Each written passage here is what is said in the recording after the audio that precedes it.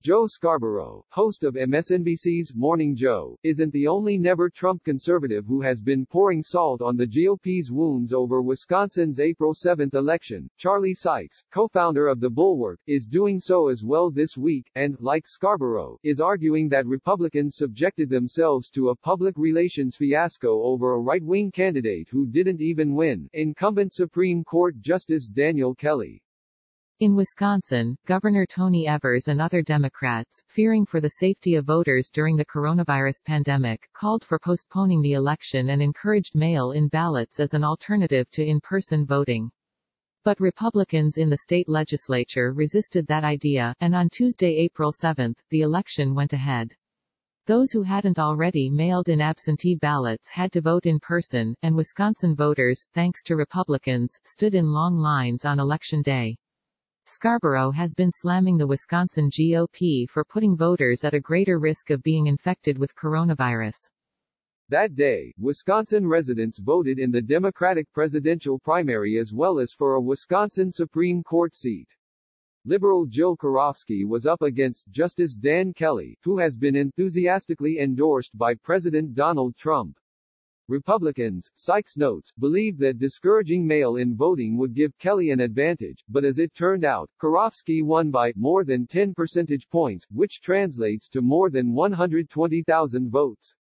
It was a blowout in a state that has become notorious for its close elections, Sykes asserts in his Bulwark article.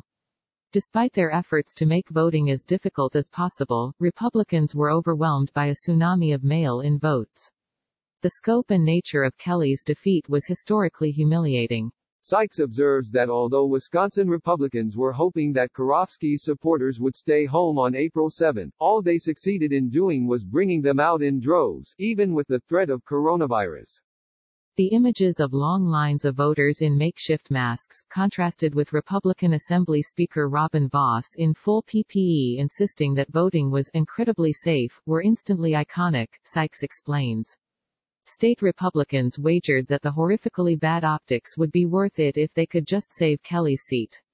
They failed in spectacular fashion. Scarborough has been equally cutting in his remarks. Tuesday morning on Morning Joe, the former GOP congressman declared, in the immortal words of Forrest Gump, "Stupid is as stupid is." In this case, stupid would be the Wisconsin Republican Party, which forced people to go out and vote in the middle of a pandemic, believing that it would lower turnout and would elect a Republican so they could purge voter rolls. However, Sykes emphasizes that there are some important caveats to Karofsky's victory. One is that spring elections are not necessarily a reliable indicator of what will happen in November, and another is that the Democratic presidential primary candidates were still on the ballot, which undoubtedly added considerably to the turnout of liberal voters. Despite the turnout of liberal voters that Sykes mentions, it was former Vice President Joe Biden, a centrist rather than liberal, progressive Senator Bernie Sanders of Vermont who won the Democratic presidential primary in Wisconsin.